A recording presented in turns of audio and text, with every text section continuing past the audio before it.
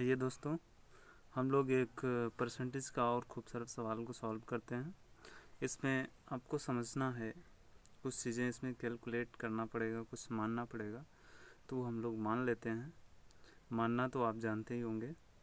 तो कृपया इस वीडियो को पूरा देखें और जितने भी भाई मेरे देख रहे हों, कृपया मेरे चैनल को सब्सक्राइब करें एंड मुझे सपोर्ट करें।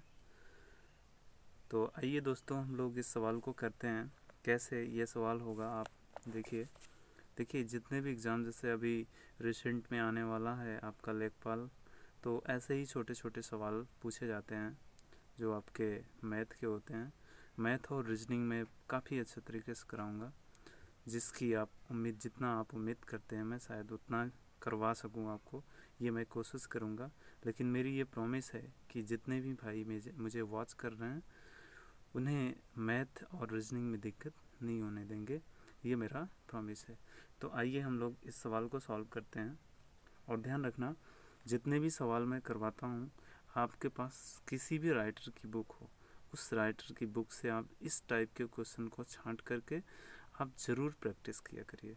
तो आइए हम लोग इस सवाल को करते हैं। सवाल क्या कह रहा है, यदि किसी संख्या के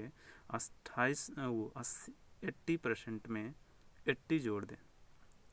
किसी संख्या के 80% में 80 जोड़ दिया जाता है तो पुनः प्राप्त जो परिणाम है वो संख्या के बराबर होता है। तो संख्या ज्ञात कीजिए। तो संख्या कैसे ज्ञात होगी, आप देखिए। यहाँ मान लीजिए कि मान लेते हैं, कोई दिक्कत नहीं होनी चाहिए। माना जो संख्या है वो क्या है, चूँकि संख्या हमें दिया नहीं है। संख्या मान लीजिए संख्या यक्स है। क्या है? यक्स है। तो प्रश्नानुसार जो प्रश्न कह रहा है उसके अनुसार हम करते हैं। तो जो संख्या है उसके 80%, तो 80% में दिया है, इसे फ्रैक्शन वैल्यू में कन्वर्ट करेंगे। फ्रैक्शन वैल्यू में कन्वर्ट कर लिए और उसी में जो प्रश्न में कह रहा है कि उस संख्या के 80% में 80 जोड़ दें। तो 80 जोड़ दें तो इसका जो परिणाम है, ये इसका जो परिणाम होगा वो परिणाम, ये अगर कैलकुलेट करेंगे तो इसका कुछ न कुछ परिणाम आएगा।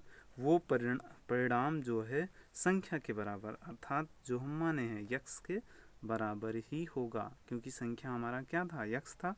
तो इसके बराबर होगा। तो अब इस सवाल में कुछ भी नहीं था, सिर्फ और सिर्फ समझना ये था कि हमें कैलकुलेट कैसे करना है। तो इतना तो नॉर्मली आप सब जानते हैं कि कैसे इसे हमें सॉल्व करना है। तो सॉल्व सभी कर सकते हैं, बट इसमें दिक्कत था कि इसकी लैंग्वेज के हिसाब से हमें आपको उस क्वेश्चन को बनाना था। अब ये 8 दो से काटें तो 4 दूनी 8 और 5 दूनी 10, किसी को दिक्कत नहीं होनी चाहिए। तो यहाँ बचा 4x upon 5 plus 80 equal to x। इसको सॉल्व करेंगे, सॉल्व करिए तो 4x प्लस 8×45 400 बटे 5 इक्वल टू x। इतना समझ में आ रहा है।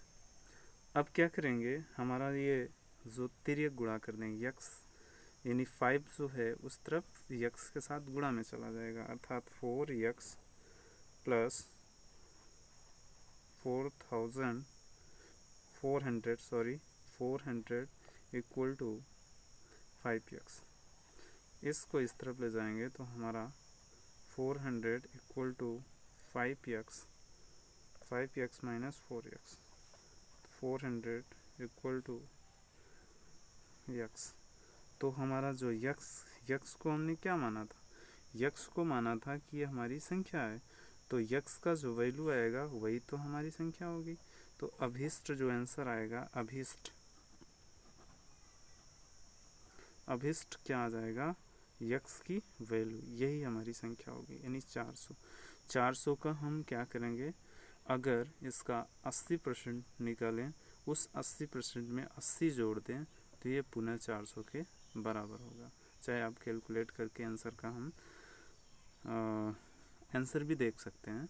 तो अब इस तरह के क्वेश्चन को बहुत आसान तरीके से आप कर सकते हैं। अब इस तरह के जितने भी क्वेश्चन हैं दोस्तों, जितने भी राइटर्स की बुक आप यूज़ करते हो, ज़रूर इस सवाल को आप देखे हैं तो इस टाइप के क्वेश्चन को ज़रूर सॉल्व करिए।